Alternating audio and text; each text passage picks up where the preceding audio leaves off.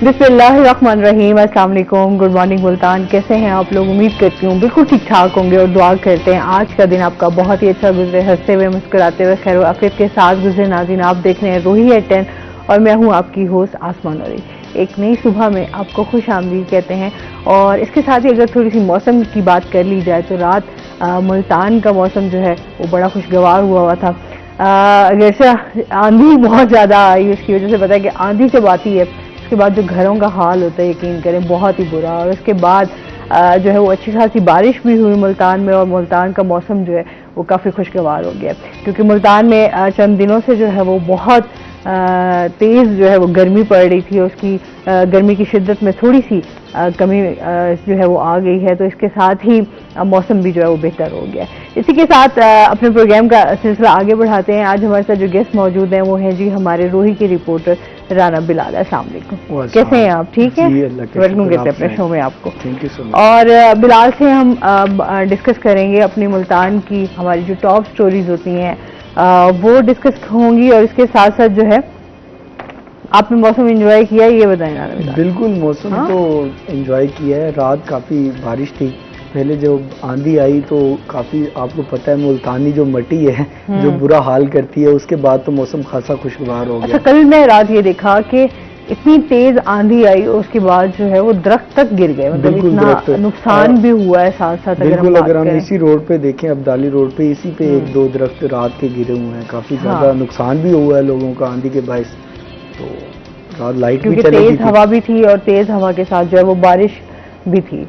अच्छा जी, और इसके साथ ही हम बात कर लेते हैं, सबसे पहले स्टोरीज की तरफ आ जाते हैं। इसमें लेबर डिपार्टमेंट के हवाले से सबसे पहले बात कर लेते हैं कि मजदूर जो वर्कर्स हैं उनकी फलाह बहबूद के लिए जो है वो क्या काम हो रहा है। देखें, लेबर डिपार्टमेंट जो है मजदूर वर्कर्स की फलाह बहबूद के हवाले से अगर बात करें तो काफ़ी हद तक जो है मुतहरक दिखाई देता है। ख़ासतौर पर वो वर्कर्स, अगर मैं सहूलियात के हवाले से बात करता चलूँ, वो वर्कर्स जो ऐसी फैक्ट्रीज़ के अंदर काम करते हैं जो labour department, old age benefit department और सोशल सिक्योरिटी डिपार्टमेंट की तरफ से रजिस्टर्ड होती हैं, तो उनको बहुत सारे बेनिफिट्स होते हैं। उन बेनिफिट्स की अगर मैं बात करता चलूँ तो वो वर्कर्स जो उन फैक्ट्रीज़ के अंदर काम कर रहे हैं, जो रजिस्टर्ड हैं, उनके बच्चों को जो है ख़ास तौर पर एजुकेशनल स्कॉलरशिप दी जाती है। और इसके साथ साथ जो है उनकी बच्चियां जो होती हैं उनको मैरिज ग्रांट भी दी जाती है। अगर वो वर्कर्स जो वहीं उन्हीं फैक्ट्रीज़ के अंदर काम कर रहे हैं, अगर उनकी डेथ हो जाती है तो उनकी फैमिली को जो है वो डेथ ग्रांट भी जो है वो लेबर डिपार्टमेंट की जानिब से दी जा रही है। अगर मैं बात करूं स्कॉलरशिप ग्रांट की, जो एजुकेशनल ग्रांट जो है लेबर डिपार्टमेंट की जानिब से दी जा रही है, तो ये बड़ा एक अच्छा है। जिनके बच्चे जो हैं वो वर्कर्स जिनकी 25,000 रुपये या 30,000 रुपये सैलरी होती है, 20,000 रुपये सैलरी होती है, उनके बच्चे जो हैं वो किसी अच्छे स्कूल के अंदर तालीम हासिल कर सकते हैं। क्योंकि जो भी उनका बच्चा जो होगा किसी प्राइवेट स्कूल के अंदर स्टडी कर रहा होगा, तो वो अपने डॉक्यूमेंट्स, जो उनकी फ़ीस होगी और जो लेबर डिपार्टमेंट की जानिब से डॉक्यूमेंट्स रिक्वायर्ड होते हैं वो कंप्लीट करके देगा। जो उसकी फ़ीस होगी वो लेबर डिपार्टमेंट की जानिब से रिफ़ंड कर दी जाएगी उसी स्कूल को, या उन्हें जो है फ़ीस मिल जाएगी। अगर हम मैरिज ग्रांट के हवाले से बात करते हैं, जो वर्कर्स को दी जा रही है, वर्कर्स की जो ख़ास तौर पर बच्चियाँ होती हैं, अगर उनका ख़ास तौर पर जो आजकल की जैसे महंगाई की सूरत हाल है, किसी आम आदमी के लिए जिसकी 25-30 हज़ार रुपये सैलरी है, उसके लिए अपनी बच्ची की शादी करना बड़ी मुश्किल होती है, ख़र्चे पूरे करना बड़े मुश्किल होते हैं। तो उसके लिए लेबर डिपार्टमेंट जो है 2 लाख रुपया जो है, अगर उसकी 2 बच्ची हैं तो उसको 4 लाख रुपया, अगर 3 बच्ची हैं तो 6 लाख रुपया। जब उसका निकाह होगा, निकाहनामा जमा करवाना पड़ेगा, कुछ और डॉक्यूमेंट्स जमा करवाने पड़ेंगे लेबर डिपार्टमेंट को, तो लेबर डिपार्टमेंट जो है वो 2 लाख रुपया एक बच्ची के निकाह पर जो है वो सपोर्ट कर रहा है वर्कर्स के लिए, जो वर्कर्स रजिस्टर्ड फैक्ट्री के अंदर काम करते हैं। इसी तरह अगर हम डेथ ग्रांट की बात करते हैं तो डेथ ग्रांट भी जो है वो वर्कर्स जो जॉब कर रहे होते हैं उस वक्त फैक्ट्री के अंदर, तो उस टाइम अगर उनका एक्सीडेंट हो जाता है, फैक्ट्री के अंदर उनकी डेथ हो जाती है या किसी और वजह से उनकी डेथ होती है, तो उनको 5 से 6 लाख रुपया जो है वो डेथ ग्रांट भी दी जाती है। उसका प्रोसेस होता है, प्रोसेस कंप्लीट करना पड़ता है। उसकी फैमिली अगर उस प्रोसेस को कंप्लीट करती है, डॉक्यूमेंट्स कंप्लीट करके देती है, तो ये 5 से 6 लाख रुपया जो है वो दे दिया जाता है उसकी फैमिली को। इसके साथ साथ जो है लेबर डिपार्टमेंट और भी आज से 8 माह पहले जो है मजदूर वर्कर्स की फलाह के लिए, जो वर्कर्स खासतौर पर बेरोजगार थे या जिन लोगों को स्किल्ड पर्सन जिनको जॉब नहीं मिल रही थी, या वो वर्कर्स जो पढ़े लिखे हैं उनको जॉब नहीं मिलती, उनकी फलाह के लिए पंजाब भर के अंदर जो भी डिवीजन थी लेबर डिपार्टमेंट की, उनके अंदर जॉब सेंटर कायम किया गया था। आज से 8 माह पहले जॉब सेंटर कायम किया गया था। यहाँ मुल्तान के अंदर उस टाइम हमने DG labour department captain Arshad मंजूर साहब ने इसका इफ्तिताह भी किया था। अगर अभी तक की सूरत हाल के हवाले से बात करूं जॉब सेंटर के हवाले से, तो जॉब सेंटर के अभी तक जो है 1000 के करीब जो है एप्लीकेशन सबमिट हो चुकी हैं, जिसकी जो स्किल्ड है। अब इसका मैं तरीकाकार बताता चलूं, उन लोगों को अवेयरनेस नहीं होती कि किस तरह जो है वो जॉब हासिल कर सकते हैं। इसके लिए जो पढ़ा लिखा नौजवान होगा उसको अपने एजुकेशनल डॉक्यूमेंट साथ लेकर जाने होंगे, एक सीवी बनवाए और एक आईडी कार्ड की कॉपी साथ ले जाए, तो वो ऑनलाइन जो है वो उसकी जो स्किल्ड होगी, जिस काम में वो महारत रखता होगा, उसके हवाले से वो ऑनलाइन पुटअप कर दिया जाएगा। जैसे किसी फैक्ट्री के अंदर वो किसी फैक्ट्री के साथ भी जो है मुंसलिक किया गया है, किसी फैक्ट्री के अंदर या किसी और जगह जॉब होती है तो उसको जो है बुला लिया जाएगा।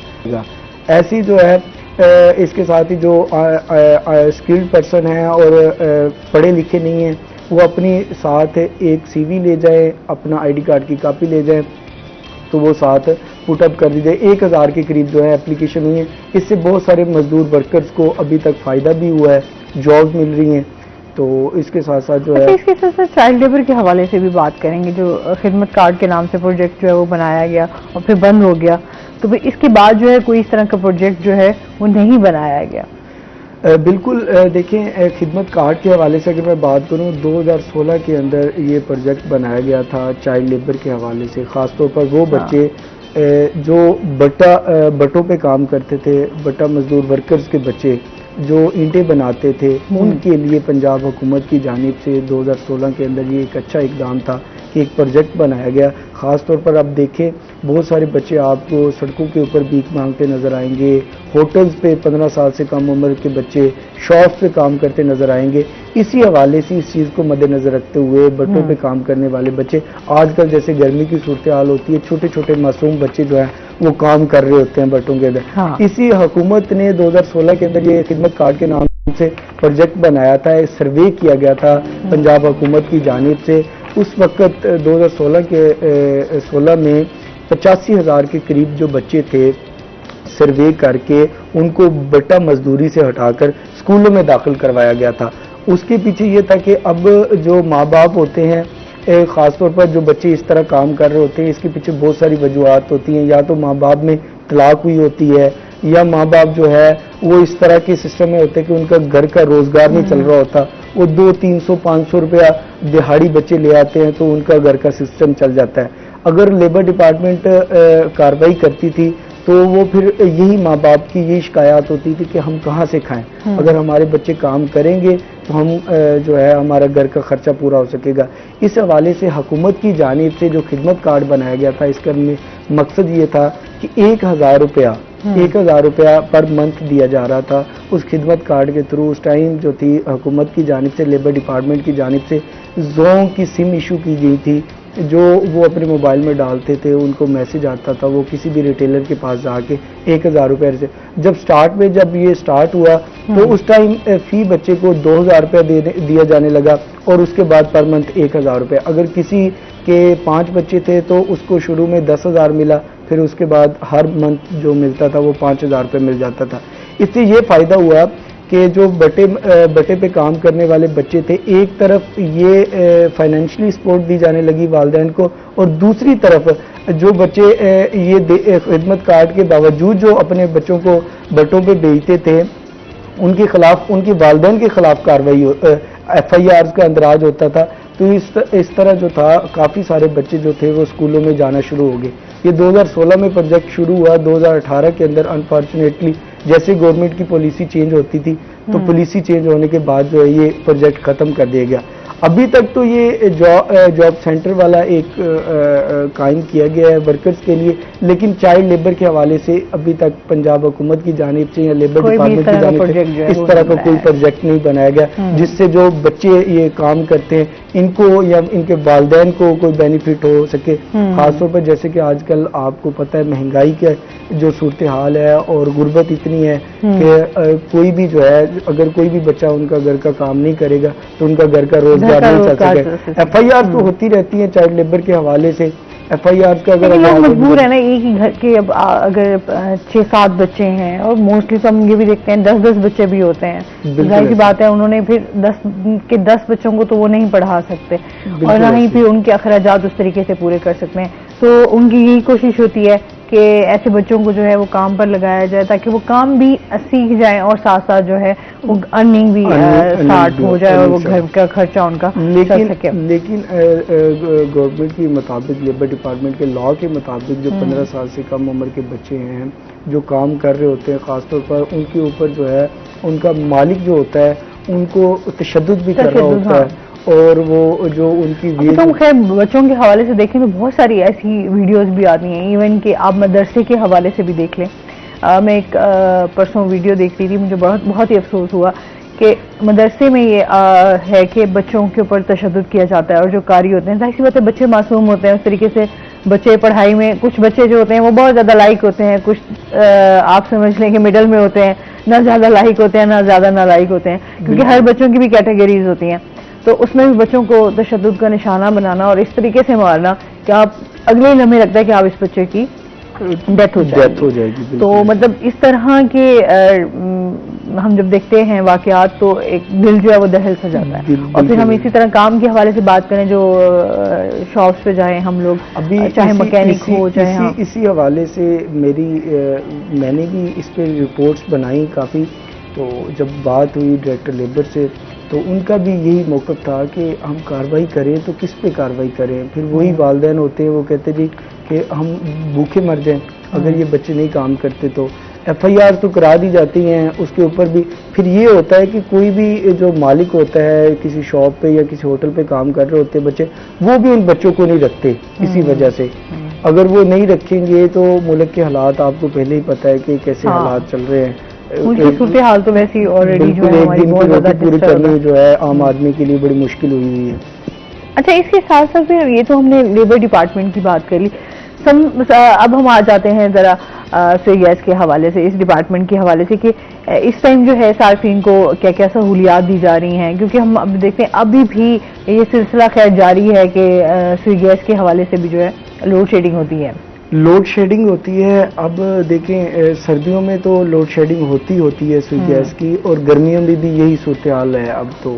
अब इसके पीछे वजूहात, बहुत सारी वजूहात हैं। अब एक तो उतनी गैस सुईनादन गैस डिपार्टमेंट के पास उतनी गैस नहीं है कि वो सार्फिन को उस हद तक गैस दे सके। अब दूसरी जानिब आप देखें जो लाइनें डली हुई हैं आज से 55 साल पहले 1964 या 1965 में आई थिंक मुल्तान स्टेशन था और रावलपिंडी, ये पहले 2 स्टेशन थे जहां ये लाइनें डाली गई थी। लाइनें भी जो है वो बिल्कुल बसीदा हो चुकी हैं। लाइनें जो हैं बसीदा होने से उनकी लीकेज, वो उनके पाइप जो डले हुए हैं उनको दोबारा से चेंज नहीं किया गया। जब दोबारा से चेंज नहीं किया गया तो कहीं ना कहीं से लीकेज होती है। जब लीकेज होती है तो वो जो गैस आनी होती है उस पाइप से गुजरकर वो मुकम्मल जो है वो गैस उस तरह का प्रेशर नहीं बनता कि जिससे वो कुकिंग हो सके। इसके पीछे अब देखिए जो लाइनें डली हुई हैं स्वी गैस की, उसके साथ ही जो है सीवरेज की लाइन भी डली हुई है, वाटर सप्लाई की लाइन भी डली हुई है। बहुत सारी जब लाइनें डलती हैं तो कभी सीवरेज वालों का इशू बन जाता है, कभी वाटर सप्लाई का इशू बनता है, कभी स्वी गैस का इशू बनता है। वो जब एक ही जगह वो 3-4 लाइनें डली होंगी, वो जब खुदाई करते हैं तो अक्सर जो है खुदाई के दौरान ही वो लाइनें जो हैं वो लीकेज होना शुरू हो जाती है। अब स्वी गैस की जानिब से इसी हवाले से टीमें भी तश्कील दी गई हैं मुख्तलिफ इलाकों के अंदर। इनकी जानिब से 1199 नंबर भी रखा गया है कि वो कॉल करें इस नंबर पर जिसको स्वी गैस का मसाइल है, तो वो 60 सेकंड। अच्छा, इस पे हम मजीद भी बात करेंगे। नाज़रीन, अभी हमने जाना है ब्रेक पे, हमारे साथ रहिएगा।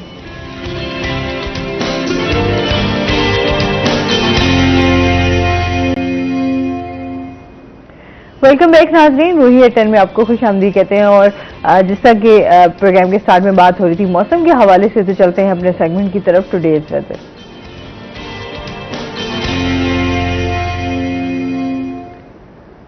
हसन मलिक हमारे साथ मौजूद हैं। हसन से जानते हैं आज दिन भर मौसम कैसा रहेगा, क्या सूरत हाल है?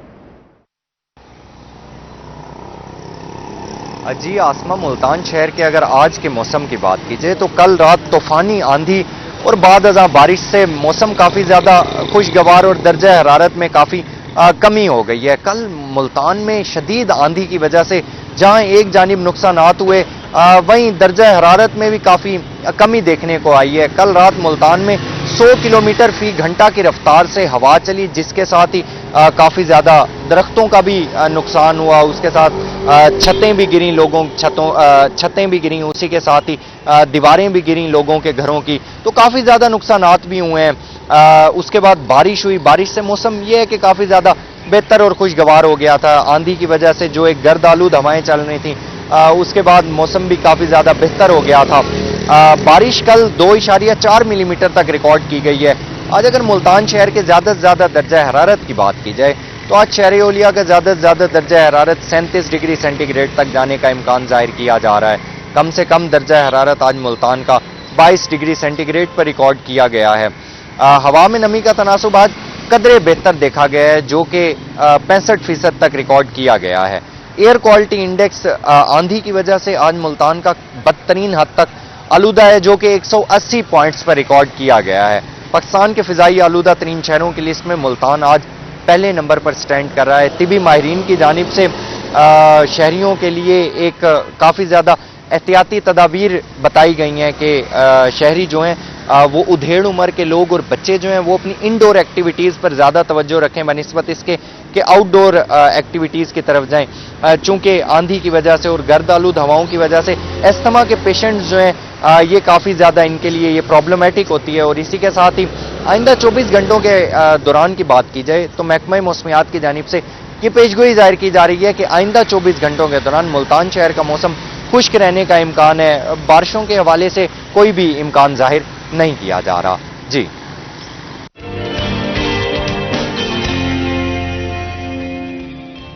बहुत शुक्रिया हसन मलिक आपका। और जिस तरह के आज हसन बता रहे थे कि आज मुल्तान जो है वो पहले नंबर पर आ रहा है गर्द आलूदगी, फिजाई आलूदगी के हवाले से अगर हम बात करें तो जाहिर सी बात है जब आंधी आती है तो हमारे स्पेशली अगर हम मुल्तान शहर की बात करें तो यहाँ पर मिट्टी क्योंकि बहुत ज़्यादा मशहूर है ना, गर्द वार मिट्टी, और जो है वो इसकी वजह से मुल्तान जो है मशहूर है, और यहाँ की गर्मी भी।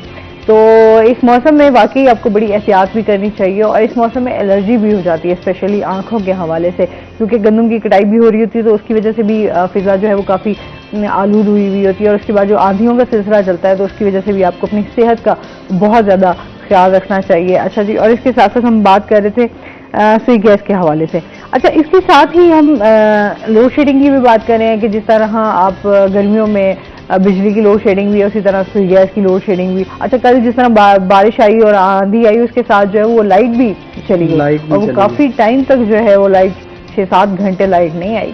बिल्कुल देखिए ना, बिजली का जो सारा सिस्टम है वो बाहर ही है। हाँ। आप तारें जो है बिल्कुल इस वक्त बिजली का अच्छा, निजाम जो है का नुकसान हुआ है बहुत ज्यादा, उसी तरह बहुत सारी जगहों पे तारें भी इसी तरह बिल्कुल 130 के करीब जो थे फीडर्स वो ट्रिप हो चुके थे रात मेपको के, तो जिससे काफ़ी जगहों पे पूरी रात जो थी लाइट नहीं आ सकी। तो आहिस्ता आहिस्ता जो है मेपको की टीमों ने बहाली शुरू की तो फिर लाइट आई। तो अच्छा, इसके साथ ही हम जिस तरह से गैस के सिलेंडर्स के हवाले से भी बात कर लें कि जिन लोगों को जो है सुई गैस मुहैया नहीं है उनके लिए मैं समझती हूँ किचन के हवाले से अगर हम बात करें तो खाना भी नहीं बना सकते एक वक्त के लिए भी, तो उनके लिए सिलेंडर्स का जो है वो सार्फिन को सहूलत देने का इंतज़ाम किया गया था। उस पर कितना काम हो रहा है, क्या उसका कुछ फ़ायदा भी हुआ है या नहीं, ये जस्ट एक बस आपने कुछ टाइम के लिए उसको जो है वो सहूलत बनाई और उसके बाद, क्योंकि मोस्टली तो खैर यही होता है हमारे यहाँ के कुछ चंद दिनों के लिए एक चीज़ आती है और उसके बाद जो है वो बिल्कुल गायब हो जाती है। नहीं, ऐसी बात नहीं है। ये जो प्रोजेक्ट बनाया गया था सुई नादन गैस की जानिब से सिलेंडर्स के हवाले से, ख़ासतौर पर इस चीज़ को मद्देनज़र रखते बनाया गया था कि जिन सार्फिन के पास गैस नहीं पहुंचती या जिन सार्फिन को गैस के कम प्रेशर का सामना करना पड़ता है या लोड शेडिंग का सामना करना पड़ता है या जैसे कि दिसंबर 2021 से मीटर्स न्यू नहीं लगाए जा रहे, इस चीज़ को मद्देनजर रखते हुए सुईनादन गैस की जानिब से ये सिलेंडरों का प्रोजेक्ट बनाया गया था, जिसमें 11.8 kg का सिलेंडर जो था वो सार्फिन को दिया जा रहा था।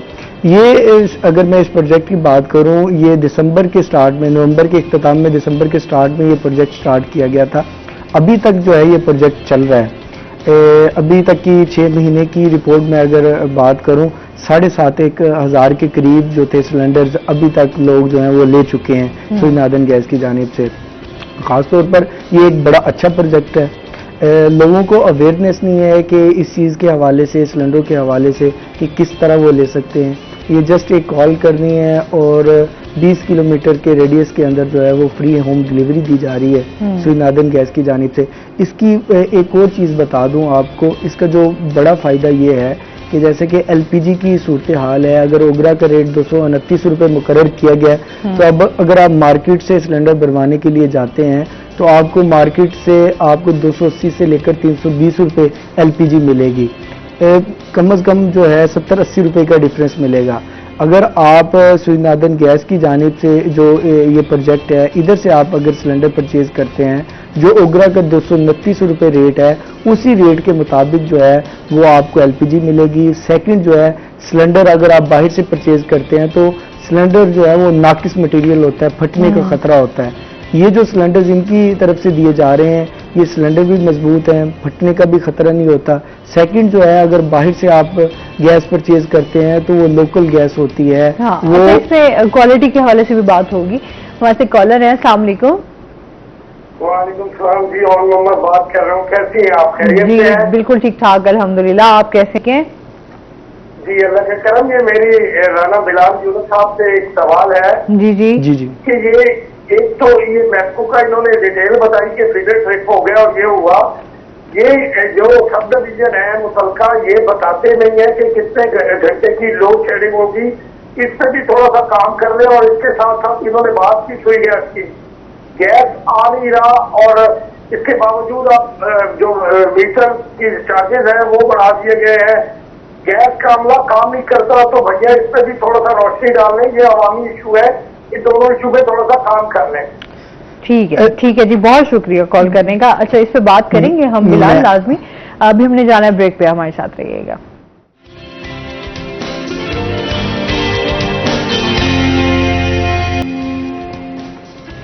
वेलकम बैक नाज़रीन, रोही एयरटेल में आपको खुश आमदीद कहते हैं। अच्छा, कॉलर थे हमारे साथ, उनकी बात का जवाब दे देते हैं। जी बिलाल। अच्छा, मैं कॉलर की बात का जवाब दे दूं। सबसे पहले उन्होंने बात की कि गैस का जो अमला है वो काम नहीं करता। तो जब भी हमारी गैस के जो इंतज़ामिया है उससे बात होती है तो वो यही कहते हैं जी कि 1199 पे कॉल करें तो 60 सेकंड के अंदर कॉल उठाई जाएगी। और जो ओगरा ने टाइम ड्यूरेशन रखा गया है, अगर गैस की लीकेज है तो उसको 1 घंटे के अंदर हमारी टीम जो है वो रिकवर कर देगी। और उसके अगर मीटर से गैस की लीकेज है उसको 2 घंटे के अंदर, अगर गैस मीटर चेंज करना है तो उसका भी टाइम ड्यूरेशन रखा गया। तो वो तो यही कहते हैं जी कि हमारी टीमें जो हैं वो काम कर रही हैं। अब कॉलर के मुताबिक कह रहे हैं जी कि हमारा जो है टीमें काम करती दिखाई नहीं देती। सेकंड जो उन्होंने कहा कि अब बिल के अंदर मीटर रेंट बढ़ा दिया गया है, मीटर रेंट के कॉलम में 500 रुपये जो है वो चार्जेस लगाए गए हैं। मैं कॉलर की उस बात का जवाब देता चलूँ, ये उन सार्फिन के लिए है जो सर्दियों के 4 महीनों में, जैसे कि दिसंबर, जनवरी, फरवरी और मार्च के महीने में कुकिंग के अलावा हीटर का इस्तेमाल करते हैं या गीज़र का इस्तेमाल करते हैं। ये उन सार्फिन पर जो है वो फिक्स चार्जेस ऐड किए गए हैं। मीटर जो रेंट पहले था वही है। अब जो 500 रुपये लगाए गए हैं ये उन सार्फिन के लिए हैं जो 0.9 HMQ इनका हेक्टा मीटर क्यूब के अगर अबव गैस इस्तेमाल करते हैं तो उनके लिए, अगर वो उससे कम इस्तेमाल करते हैं या जस्ट कुकिंग करते हैं तो उनको जो है वो फिक्स चार्जेस नहीं लगाए गए। तो इसका मकसद भी यही था कि लोग जो गैस की पहले हमारे मुल्क में शॉर्टेज है काफ़ी, तो नए मीटर्स भी नहीं लग रहे, जो ऑलरेडी जिनके मीटर लगे हुए हैं उनको भी जो है उस तरीके से गैस नहीं दी जा पा रही। तो इस चीज़ को मद्देनज़र रखते हुए कि गैस जो है, जो लोग गैस का ज़िया करते हैं या गीज़र इस्तेमाल करके, हीटर इस्तेमाल करके या किसी और वजह से, इस चीज़ को रोकने के लिए जो है वो 500 रुपये के फ़िक्स चार्जेस लगाए गए हैं। ये हर साल पे नहीं है, जो कुकिंग करेगा उसको जो है वो ये फिक्स चार्जेस नहीं लगाएंगे। जो गैस गीज़र का इस्तेमाल करेगा या हीटर का इस्तेमाल करेगा उसको 500 रुपये जो है वो फिक्स चार्जेस के तौर पर लगाए गए हैं। तो इसमें ये बात नहीं है कि ये फिक्स चार्जेस लगे रहेंगे। जो नया अगला साल आएगा उसमें अगर वो इन चीज़ों का इस्तेमाल नहीं करते, गैस का ज़्यादा नहीं करते, तो वो चार्जेस जो हैं वो ख़त्म कर दिए जाएंगे। तो इस चीज़ को जो है वैसे भी इंतज़ामिया भी जो है, मैं भी इस चीज़ की रिक्वेस्ट करूँगा आवाम से कि ख़ास तौर पर जो है गैस इस वक्त हमारे मुल्क में वैसे बहरान चल रहा है, तो गैस का ज़्यादा ना करें, जस्ट कुकिंग ही करें। क्योंकि अब देखें कि गैस जो है लोगों ने जिन लोगों के पास गैस का कम प्रेशर होता है उन लोगों ने कंप्रेसर का इस्तेमाल करना शुरू कर दिया है। जाहिर सी बात है, फिर वो लोग इस तरफ भी अब आ गए हैं। अच्छा, इसकी वजह से फिर दूसरों को काफी मुश्किलात का सामना करना अगर हम एक सोसाइटी के अंदर 100 घर हैं तो 100 घरों में अगर 20 लोग कंप्रेसर का इस्तेमाल कर रहे हैं तो वो 80 घरों को जो है वो गैस बिल्कुल भी नहीं जाएगी। इसकी यही वजूहत है। तो अब कंप्रेसर के जो लोग लगाते हैं इस नादन गैस की जानिब से उनके खिलाफ कार्रवाई भी की जाती है। उनका कंप्रेसर भी जो है उठा के ले आते हैं और उनका मीटर भी उतार के ले आया जाता है। और फिर उनके डॉक्यूमेंट्स होते हैं, वो डॉक्यूमेंट्स कंप्लीट करने पड़ते हैं, एफिडेविट देना पड़ता है। वो सारी चीज़ें कंप्लीट करने के बाद जो है वो लेबॉर्ट्री में भेजा जाता है मीटर को। वो होने के बाद, प्रोसेस होने के बाद फिर मीटर दिया जाता है। कार्रवाइयाँ तो होती हैं। अब अब वो बात यही है ना कि गैस का जो लोड शेडिंग का सामना करना, मेन वजूहत जो है, जो लाइनें डली हुई हैं वो काफ़ी पुरानी डली हुई हैं, वो काफ़ी बसीदा। यहाँ तो पूरा सिस्टम को चेंज किया जाए, लाइनें नहीं डाली जाए, इस वजह से भी जो है वो काफ़ी सार्फिन की मसाइल जो होते हैं वो काफ़ी ज़्यादा थे। अब मसाइल जो हैं, एक अगर मुल्तान शहर की बात करें तो पूरा रीजन है, तो मुल्तान शहर में ही एक दिन के अंदर मेरी बात हो रही थी GM से कि 1000 से अबव जो है वो शिकायत आती हैं। तो उनके लिए जो उनके पास इतना अमला भी नहीं होता कि वो फौरी तौर पर वहाँ पर जाकर एक एक शिकायत को जो है फौरी तौर पर उसका अजाला किया जा सके। तो जहाँ तक जो है वो सुनादन गैस की टीमें होती हैं उस वक्त फौरी तौर पर जो टाइम उनके पास होता है उस टाइम में जाकर जो है वो उनकी शिकायत का अजाला करने की कोशिश करती हैं। सही। अच्छा, नए मीटर लगवाने के हवाले से भी काफ़ी लोगों को इसके हवाले से भी बड़ी मुश्किल का सामना है। नए मीटर तो लग ही नहीं रहे दिसंबर 2021 से। हाँ, तो हुकूमत तो की बिल्कुल जानिब ही से इस बैन तरफ कर तो दिया। वो इसी वजह से बैन किया गया ना कि क्योंकि गैस जो ऑलरेडी एग्जिस्टिंग मीटर लगे हुए हैं गैस के, उनको गैस देने के लिए गैस नहीं है, तो नए मीटर जो लगाएंगे उनको कहाँ से गैस देंगे। अच्छा, और इसके साथ साथ मैप्को के हवाले से भी बात कर लेते हैं कि उनके जो अपने ही मुलाजिमीन हैं उन्होंने इदारे को करोड़ों का नुकसान पहुंचाना शुरू कर दिया। इसके पीछे जो है वो क्या माजरा है, ये क्या चीज़ है, थोड़ा सा इसके हवाले से भी बात करेंगे। बिल्कुल। देखें आसमा, मैं मैप्को मुलाजमीन की बात करूं, ख़ास तौर पर SDO साहिबान या एक्सियन या जो नीचे काम कर रहा होता है अमला, अगर मैं मुल्तान शहर की बात करता हूं तो मुल्तान शहर के अंदर बहुत सारी हाउसिंग सोसाइटी बन चुकी हैं जो ना कि MDA से अप्रूव्ड होती हैं। 1 एकड़ की, 2 एकड़ की। अगर हम MPS रोड पे चले जाते हैं, मुल्तान पब्लिक स्कूल रोड, तो उस रोड पे बहुत सारी ऐसी 2-2, 3-3 एकड़ की, 1 एकड़ की सोसाइटी, ना तो उसमें कोई सीवरेज का सिस्टम है, ना उन्हें गैस का है, लेकिन बिजली गई हुई है, पोल्स लगा दिए गए। देखें, जब तक वो अप्रूव नहीं होगी तो बिजली कैसे वहाँ तक, प्लानिंग में उनकी फाइल जमा नहीं होती, तो वो SDO या फिर वो नीचे का जो अमला होता है वो मिल के जो है वो सोसाइटी मालिक से लाखों करोड़ों रुपया लेके इस मद में तो वो पोल्स लगा देते हैं, बिजली दे दी जाती है। अगर यही इससे जो है वो मैप्को को अगर प्रॉपर थ्रू चैनल जो है प्लानिंग में फ़ाइल जमा करवाएं, उसका प्रोसेस हो, उसका डिमांड नोटिस भरा जाए, तो फिर जो है वो मैप्को को इस तरह जो है बहुत सारी सोसाइटीज़ में जो है मुलाजमीन की जानिब से बिजली दे दी गई है, जिससे करोड़ों रुपए का नुकसान हो रहा है। दूसरी जानिब जो है अगर हम देखें ट्रांसफार्मर्स जो होते हैं, ट्रांसफार्मर जैसे कि गर्मियों की सूरत हाल है, आगे गर्मियाँ आ रही हैं, तो पिछले ही दिनों इस तरह का एक वाक़या हुआ। इस तरह के होते ही रहते हैं कि ट्रांसफार्मर जो भी ख़राब होता है असूलन जो है एक लीगल तरीके से जो ट्रांसफार्मर ख़राब होगा उसका जो है मैप्को की वर्कशॉप भेजा जाएगा, उसका DN बनेगा, DN पे करने के बाद जो है वो ट्रांसफार्मर रिपेयर होगा। अब तरीकाकार क्या, मुलाजमीन ने जिसका ट्रांसफार्मर जैसे किसी फैक्ट्री का या किसी प्लाजे का ख़राब होता है तो उसके मालिक से रब्ता करते हैं, वो ना कि मैप्को की वर्कशॉप भेजें, उसका DN बनवाएं उससे पैसे जो हैं वो डीएन की सूरत में भी कम पैसे लेते हैं, अपने पैसे ज़्यादा बनाते हैं, वो किसी प्राइवेट वर्कशॉप से बनवा के जो है वो उसे दे दिया जाता है। अगर देखा जाए तो इसको बारहा बार जो है शिकायत भी की है, सीओ मैप्को को भी जो है इस चीज़ के हवाले से आगाह किया गया है, लेकिन इन जो काली बेड़े हैं मैप्को के अंदर जो करोड़ों अरबों रुपए का नुकसान पहुंचा रही है, इसके खिलाफ कोई कार्रवाई होती दिखाई नहीं देती। ठीक है रणवीर, बहुत शुक्रिया आप हमारे शो का हिस्सा बने, और जो हमारी मुल्तान की टॉप स्टोरीज थी उन पर हमने डिस्कशन भी की कि लोगों को किन किन मसाइल का सामना करना पड़ता है। इसके साथ ही नाज़रीन अभी हमने जाना है ब्रेक पे, हमारे साथ रहिएगा। जब हम ब्रेक से वापस आएंगे तो हमारे साथ कुछ और गेस्ट मौजूद होंगे।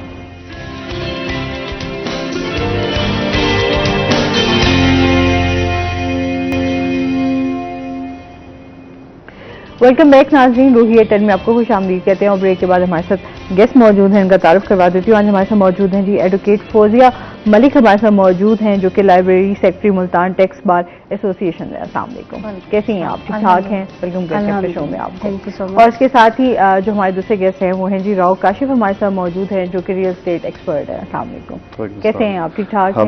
वेलकम करते हैं अपने शो में आपको। Thank you. अच्छा जी, आज हम बात करेंगे, काशिफ साहब से बात होगी हमारी कि इस टाइम जो करंट सिचुएशन चल रही है, आज के दौर में एक घर बनाना जो है वो बहुत ज़्यादा मुश्किल हो गया है, लोगों को काफ़ी मुश्किलात का सामना भी करना पड़ता है। तो एक आसान से उसमें इनसे जानेंगे कि किस तरह घर बनाया जा सकता है, साथ जो हमारी इस टाइम करंट सिचुएशन चल रही है उस पर भी बात करेंगे, और इसके साथ ही फौजिया से बात होगी इनके प्रोफेशन के हवाले से भी, और थोड़ा टैक्स के हवाले से भी बात होगी। तो कैसी हैं आप फौजिया? ठीक ठाक हैं? अल्हम्दुलिल्लाह। अच्छा, थोड़ी सी पहले तो आपकी जर्नी के हवाले से जान लेते हैं और उसके बाद जो है वो आगे बढ़ेंगे। जर्नी में आप यूं कहें कि कोई जर्नी भी वैसे तो आसान नहीं होती। मेरा जो प्रोफेशनल करियर है काफ़ी डिफ़िकल्ट रहा है। एजुकेशन के बाद, इंटर्नशिप के बाद मैंने काफ़ी टाइम एज अ जूनियर काम करने के बाद फिर as a independent work start किया अपना। अब अल्हम्दुलिल्लाह by the grace of almighty Allah, तो जो अब हमारा सफ़र आगे बढ़ रहा है, हमें आसानियाँ भी आ रही हैं, मुश्किलात भी आ रही हैं, लेकिन मज़े का है जो कुछ भी है। देखिए, मुश्किलात तो हमने ये आजकल अपने बड़ों से भी देखा है, अपनी लाइफ को जर्नी को भी देखा है, मुश्किलात तो हर जगह होती हैं, लेकिन बात ये होती है कि आप जो इंसान उसको फेस करने की कैपेबिलिटीज किस तरह से रखता है। तो अल्हम्दुलिल्लाह कुछ गॉड गिफ्टेड चीज़ें हैं, कुछ हमारे एसोसिएट्स हमारे साथ हैं, कुछ हमारे फैमिली मेम्बर जो हमें हर स्टेप पर हमें गाइड करते हैं, हमारे लिए एक मशाले राह हैं वो लोग। तो आई एम ब्लेस्ड, यूं कहें कि मैं हर तरह से ब्लेस्ड हूँ। मुझे टीचर्स भी अच्छे मिले। मैं अब जो अल्हम्दुलिल्लाह अपनी टैक्स की फील्ड में जो आगे बढ़ रही हूँ, मेरे जो सीनियर्स हैं, जो मेरी फैमिली मेंबर्स हैं, जो मुझे गाइड करते हैं, मुझे पुशअप करते हैं, मुझे किसी ने आज तक लेट डाउन होने नहीं दिया, to be very frank. Sometime ऐसा होता है आप होपलेस हो जाते हैं, आप टायर्ड हो जाते हैं लाइफ की स्ट्रगल से, लेकिन मेरी फैमिली ने हमेशा मुझे बूस्टअप किया है। और मुझे आगे जो सीनियर्स मिले हैं अल्हम्दुलिल्लाह अल्हम्दुलिल्लाह, उन्होंने भी मुझे एक आगे एक ना ओपन प्लेटफॉर्म दिया है कि आप अपनी कैपेबिलिटीज को उजागर करें, उन्हें निखारें। किसी ने मुझे ये नहीं कहा कि आप यहाँ पे स्टॉप कर दें, यू कांट डू दिस। किसी ने मुझे ऐसे नहीं कहा। इवन कि मैं कहूँ कि कैन आई डू दिस, तो लोग कहते व्हाई नॉट, गो अहेड, आप करें, क्यों नहीं कर सकती हैं आप ये चीज। तो इस मामले में आई एम वेरी ब्लेस्ड। तो और क्या कहूँ, देखिए मैं हूँ लॉयर, मेरे पास तो बोलने को बहुत कुछ है। तो आपका प्रोग्राम का मसला लिमिटेड टाइम है, तो ये टॉपिक आपने बड़ा प्यारा छेड़ दिया है। तो नहीं, वो होता है, जाहिर सी बात है, आप जिस भी प्रोफेशन के साथ आप जुड़ते हैं उसकी एक जर्नी रहती है, और फिर आपकी स्ट्रगल होती है, आपकी मेहनत होती है, तो उसमें आपकी फैमिली की सपोर्ट, हर चीज उसमें आ जाती है। तो वो जाहिर सी बात है, हम अगर किसी को कहते हैं ना कि 15 साल का अरसा है या 20 साल का है या 10 साल का है, तो जाहिर सी बात है वो सिर्फ मुंह से कहना आसान होता है। आप अगर एक दिन भी आप सफर करें ना, तो आप कैलकुलेशन लगा लें कि मुझे तो अल्हम्दुलिल्लाह 1.5 डिकेड से भी ज्यादा हो गया इस प्रोफेशन में। तो कितनी स्ट्रगल्स आई, कितने अप्स एंड डाउन्स आए, लाइफ में क्या क्या हुआ। तो जो आपको बिहाइंड द स्क्रीन तो उसको ही पता ना, जो फेस करता है, जो एसोसिएट्स होते हैं आपके साथ, लेकिन जो फेस कर रहा होता है वो सिर्फ आपकी करंट सिचुएशन देखते हैं कि यहाँ तक, इवन जिनके मुझे यहाँ तक पहुँचने में भी कितना अच्छा लगा। अच्छा, आप क्या समझती हैं कि जो खवातीन हैं स्पेशली, उनको किसी भी प्रोफेशन के साथ जुड़ना हो तो मुश्किलात होती हैं, लेकिन अगर हम बात करें लॉ के हवाले से, तो इसमें क्या क्या मुश्किलात जो हैं वो खवातीन को स्पेशली फेस करनी पड़ती हैं? नहीं, मुश्किलात तो मैं आपको अर्ज करूँ ना कि मुश्किलात तो मैंने पहले भी अर्ज किया कि हैं, लेकिन बात वही होती है कि इसमें आपका जब आपने फैमिली किया सपोर्ट बहुत में जरूरी है। ट्रस्ट मी कि फैमिली सपोर्ट बहुत जरूरी है। ठीक है। आप फैमिली सपोर्ट के बगैर नहीं चल सकते। एक फीमेल के लिए, खासतौर पर फीमेल जितनी मर्जी बड़ी एक बहुत बड़ी बिजनेस टाइकॉन भी बन जाए ना, इवन देन के ये माशरा हमारा है मर्दों का माशरा, उसमें आप एक बिजनेस टाइकॉन भी इंडिपेंडेंट बैठी है ना, तो उसके पीछे एक लुक जरूर होती है कि इनके पीछे कौन है, इनके पीछे कौन है। तो बेशक एक मर्द की कामयाबी के पीछे भी एक औरत का हाथ होता है, लेकिन एक औरत को हमारे मर्द के माशरे में आइडेंटिफिकेशन के लिए, मूव ऑन करने के लिए आपको एक सहारों की जरूरत तो पड़ती है। और ब्लेस्डफुल बंदा वो होता है जिसके साथ सिंसियर लोग खड़े होते हैं। तो इस हवाले से मैं तो अल्हम्दुलिल्लाह बहुत ब्लेस्डफुल हूँ कि मेरे साथ देखिए ओपोनेंट्स हर जगह हैं। आप देखें ना, हमें यहाँ तक आने में भी कई हर्डल्स आई होंगी। लोग कहते हैं जी कि ये ऐसे नहीं करना, वैसे नहीं, मतलब कि so many mouth so many opinion. लेकिन बात यह है कि आपके अंदर अपनी करेज हो, आपकी फैमिली की सपोर्ट हो, तो no one can stop you.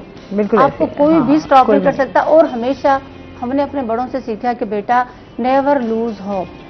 आपने ट्राई अगेन, आपने मेहनत करनी है। आप चूंटी भी देखें ना, अगर एक दाना लेकर जाती है तो 10 दफा गिरती है, लेकिन वो अपना दाना नहीं छोड़ती।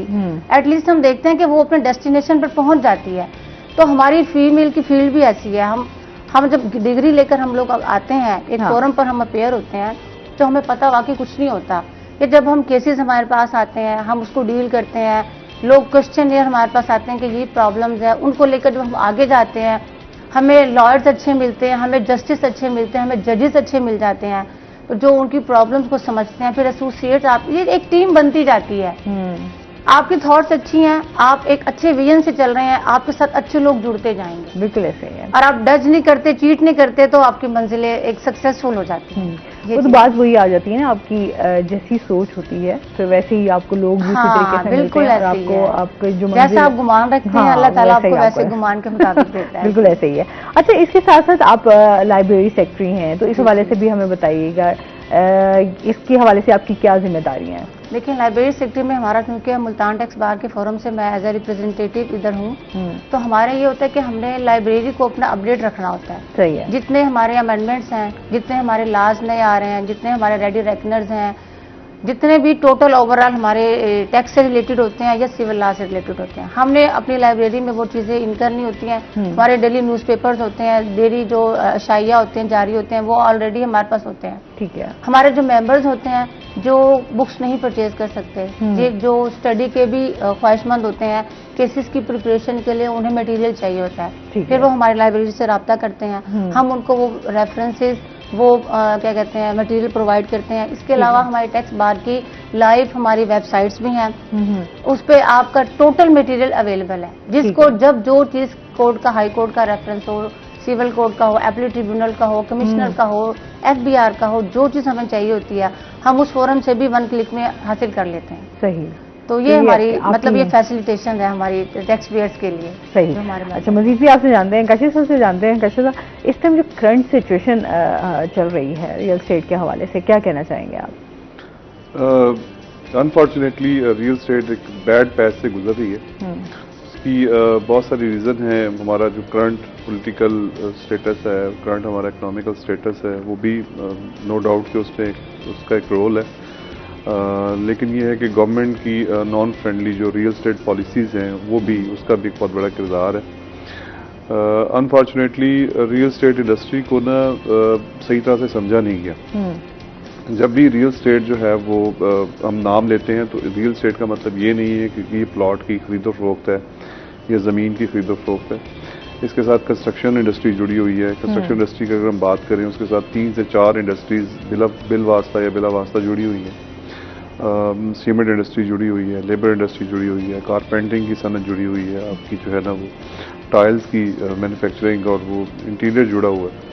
तो हमारी जो गवर्नमेंट है, उसने रियल एस्टेट के साथ अनफॉर्चुनेटली जो है ना वो टैक्सेस की मद में या एवेल्यूएशंस की मद में, यानी हमारी अभी हम बात करें करंट हमारी जितनी भी एवेल्यूएशंस हैं, बहुत ही नॉन रियलिस्टिक बेसिस पे उनका अंदाज़ा लगाया गया है। उसी बेसिस पे चूँकि हमने टैक्सेस जो है वो पे करने होते हैं, जो हमारे सेलर के या परचेजर के टैक्सेस होते हैं।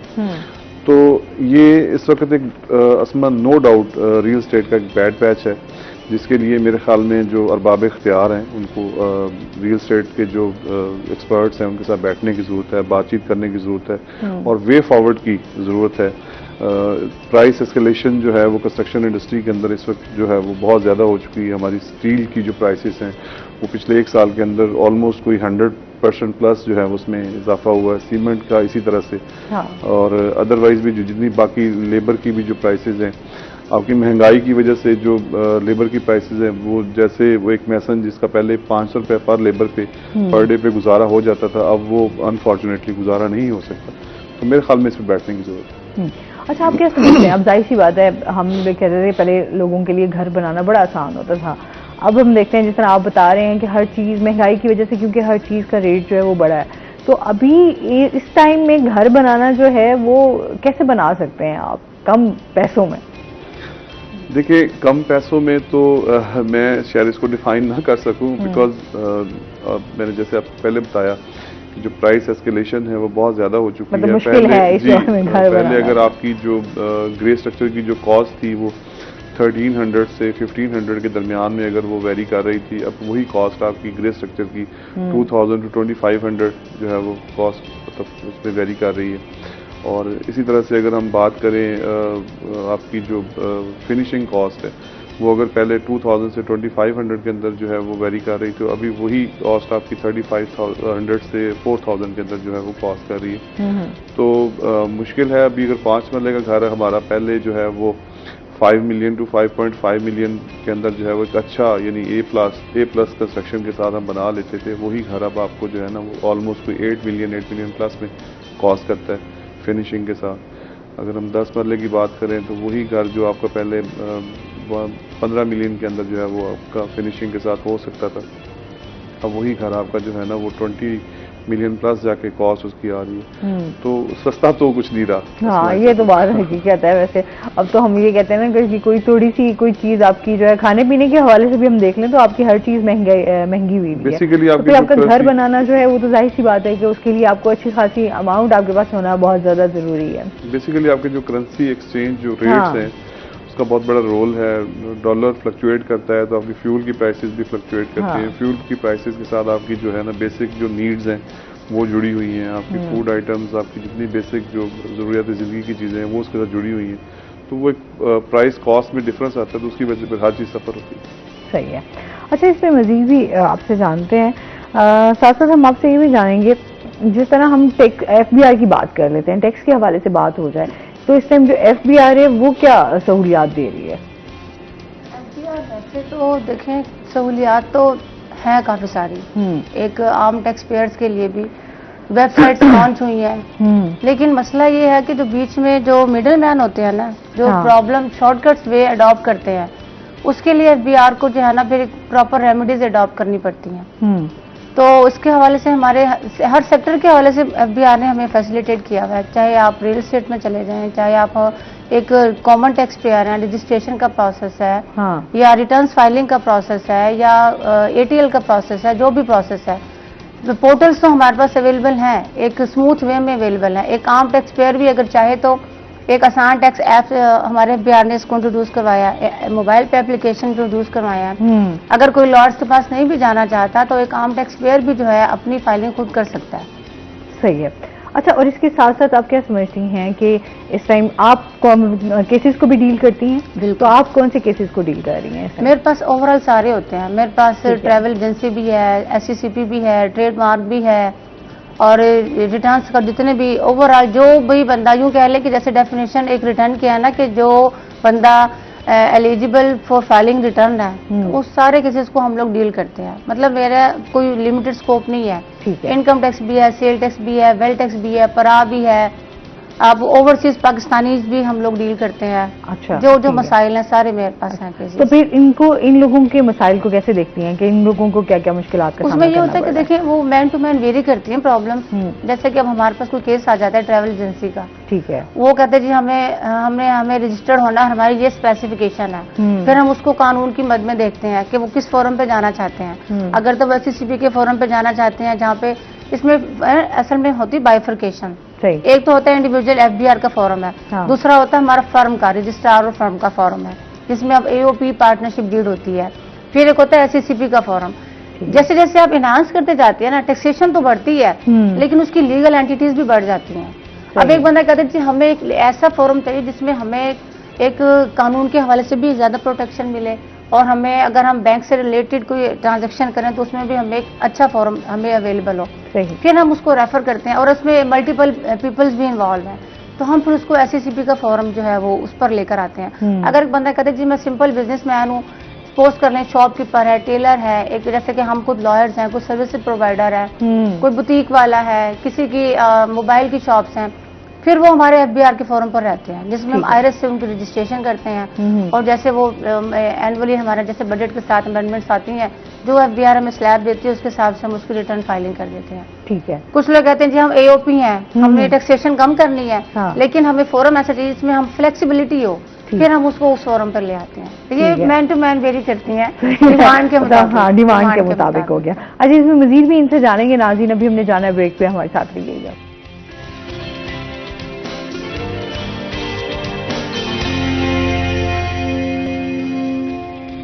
वेलकम बैक नाज़रीन, रोही एटन में आपको खुश आमदीद कहते हैं। अच्छा, जिस तरह हम टैक्स के हवाले से प्रॉपर्टी की बात भी कर लेते हैं कि प्रॉपर्टीज पर भी अब जो है वो टैक्स लागू है, उसके हवाले से आप क्या कहना चाहेंगे? देखिए, FBR ने जो है ना वो नो डाउट अपने जो सिस्टम है उसको तो खासा उन्होंने अपडेट किया, लेकिन जो फाइलर और नॉन फाइलर की जो रेस है ना अभी तक, इसमें अनफॉर्चुनेटली अभी तक कोई डेवलपमेंट नहीं हो सकी। मेरे ख्याल में ज़रूरत इस अमर की है कि हम जो है ना वो लोगों को इनकरेज करें कि वो फाइलर हों। हमने जो है ना वो शायद सिस्टम को इतना डरावना या खौफनाक बना दिया कि लोग फाइलर होने से डरते हैं। मेरे ख्याल में FBR को ना इस पहलू पे सोचना चाहिए कि लोग जो हैं वो फाइलर की तरफ आएं। उससे फ़ायदा ये होगा कि ना आपकी जितनी भी यानी आपकी फाइनेंशियल जितनी भी ट्रांजैक्शंस हैं वो डॉक्यूमेंटेड हो जाएंगी, और जब वो डॉक्यूमेंटेड हो जाएंगी तो आपका जो ये अनडॉक्यूमेंटेड अमाउंट का एक इशू है जो ये सेटल डाउन हो जाएगा।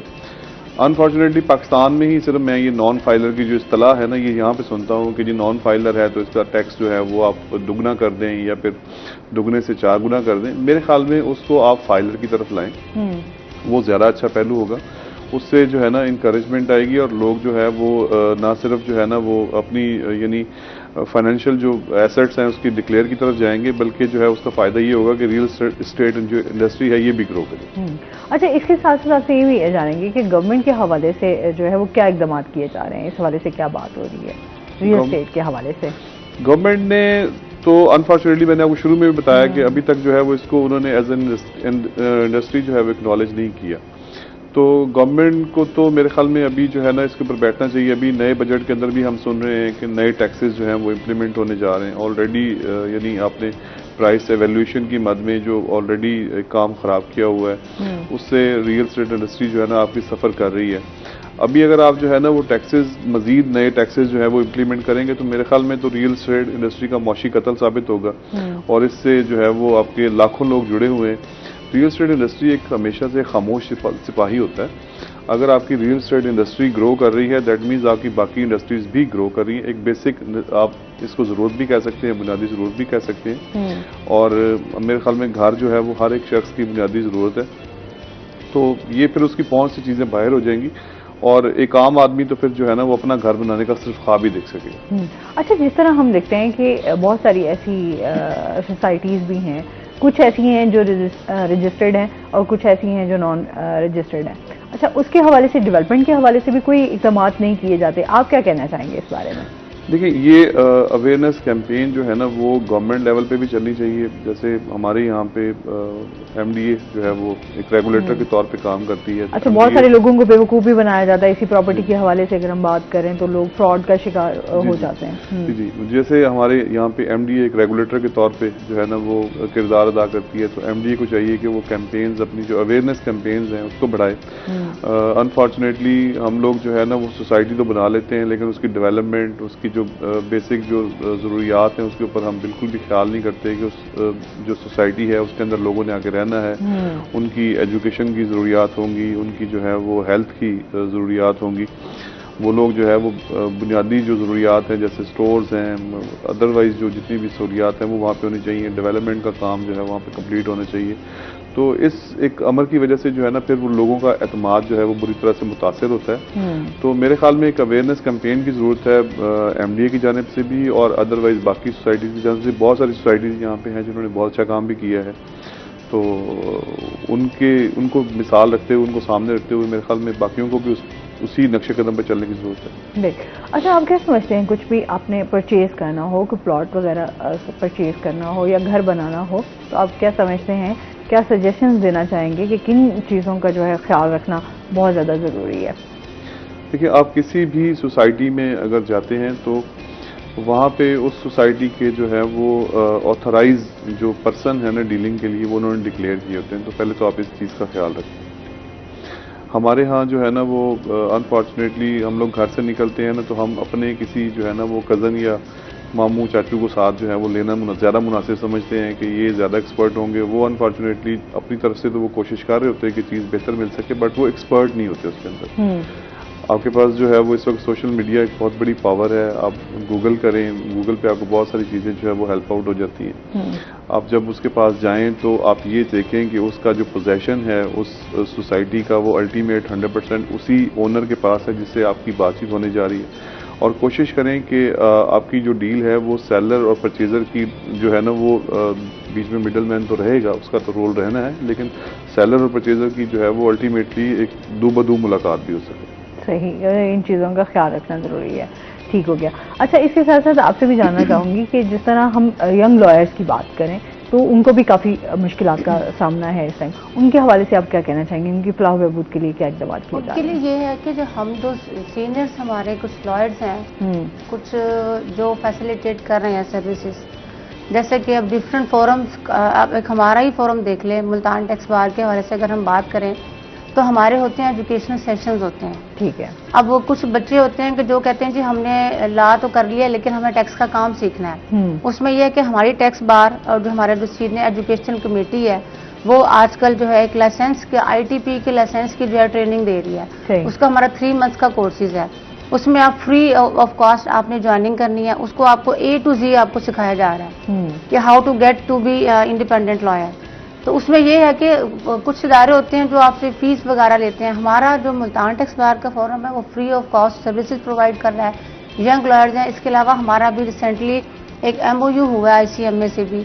हमारे कुछ लॉयर्स हैं वो ICMA के स्टूडेंट्स हैं, तो उस हवाले से उस MOU की वजह से भी जो है वो हमारे काफ़ी लॉयर्स को फैसिलिटेशन मिली है, उनको फीसेस पे डिस्काउंट मिला है, उनको वहाँ की अप्रोच ईजी हो गई है, गाइडलाइन ईजी हो गई है। सही। तो ये डिफरेंट टास्क है जो हमने अपना एक टारगेट बनाया हुआ है कि हमने इस साल अचीव करना है। उसके अलावा बाकी और क्या होता है कि हमारे डिफरेंट फोरम, अगर किसी को ट्रिब्यूनल के फोरम पे जाना पड़ता है, उसको फाइलिंग ऑफ अपील नहीं आ रही होती, नया है, तो हमारे सीनियर्स जो बैठे होते हैं वो उनको हमने ग्रुप्स बाकायदा बनाए हुए हैं, अपने ग्रुप्स बनाए हुए हैं। हर चीज का एक अलग ग्रुप है।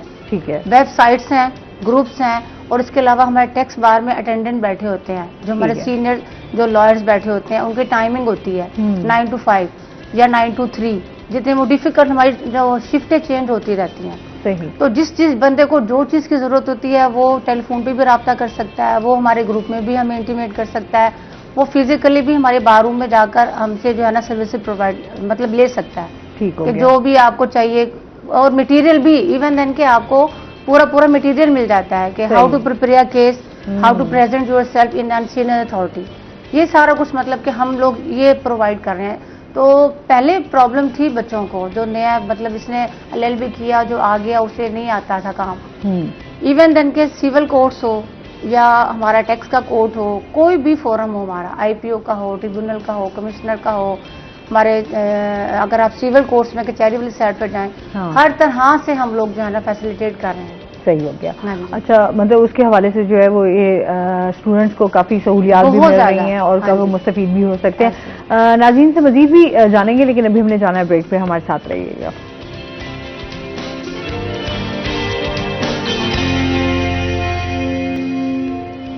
वेलकम बैक नाज़रीन, रोही 10 में आपको खुश आमदीद कहते हैं।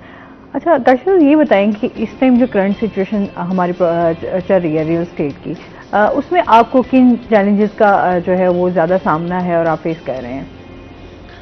देखिए, और आप क्या समझ रहे हैं कि उनमें किस तरह जो है बेहतरी लाई जा सकती है?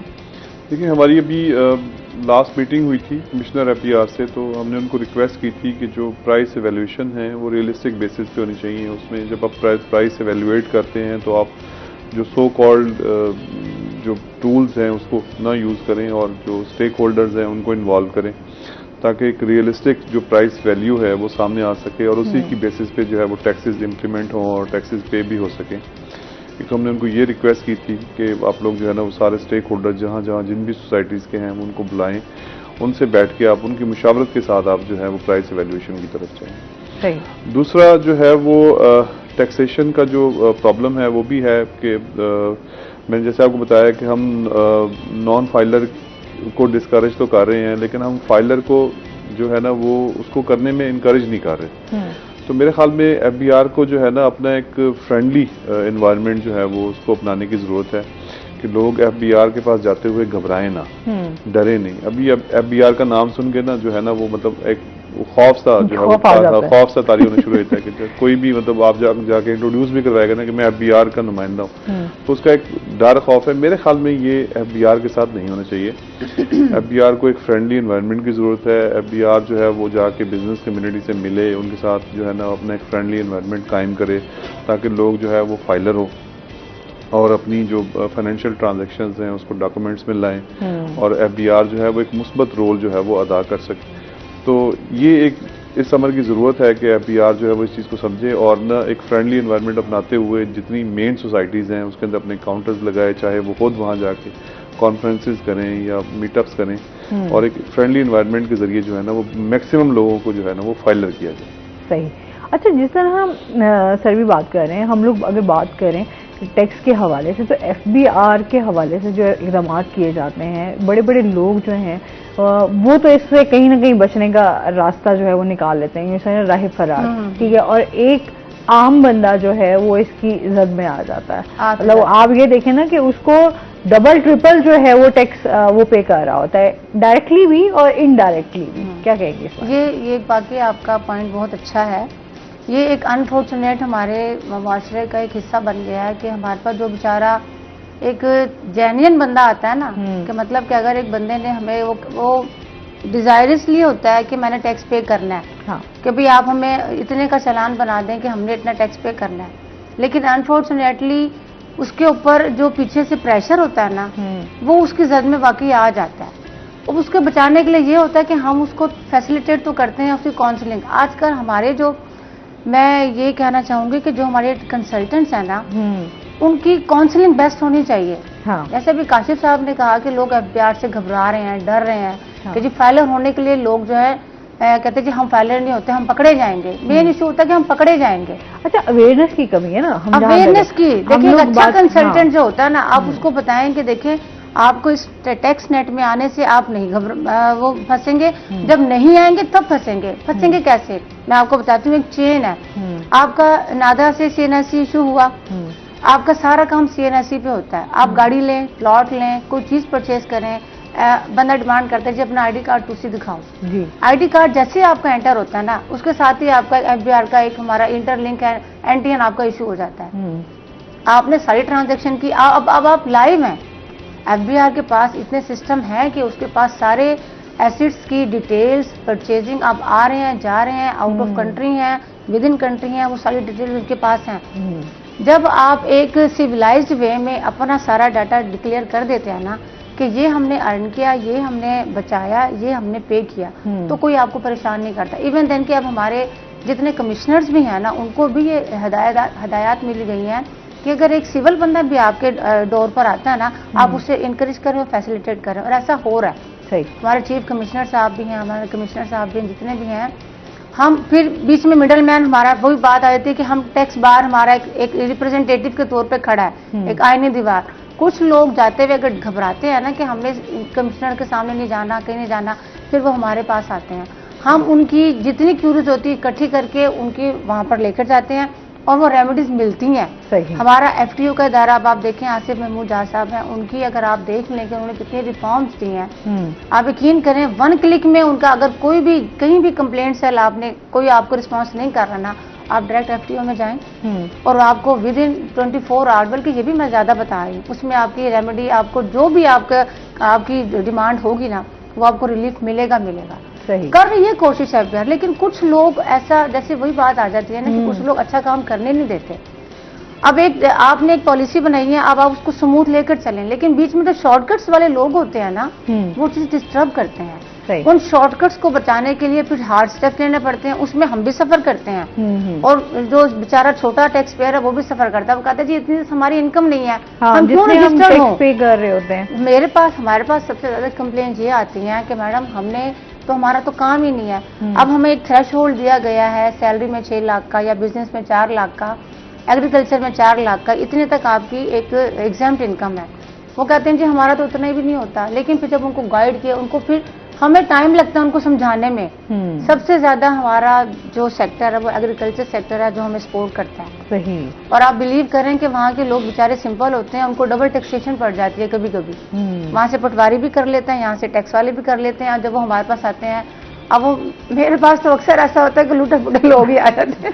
अच्छा, मोस्टली लोग आते लेकिन हमने करना है फैसिलिटेट कि टैक्स के हवाले से काफी लोगों को मुश्किलात का सामना करना बहुत पड़ता है, और काउंसलिंग की जरूरत है। काउंसलिंग और फिर अवेयरनेस भी जो है, वो इन्फॉर्मेशन वो आपके पास, तो आप मेरा ख्याल में बहुत सारी चीजों को, आपके मसलों हम अब अपने तौर पर तो करते हैं, बेचारे अब आगे कहीं और चले जाएं तो वहां से बेचारों को फिर। मेरी रिक्वेस्ट वैसे आपके फोरम से मैं कहना चाहूंगी, हर उस बंदे से मेरी रिक्वेस्ट है जो इस फील्ड में है या जिस भी फील्ड में है, हमारा काम है सर्व टू पीपल। हमने लोगों को फैसिलिटेट करना है। अगर हमारी नीयत अच्छी है ना, आप यकीन करें, हमें लोग भी साफ, हमारी टीम बनती जाती है। सही।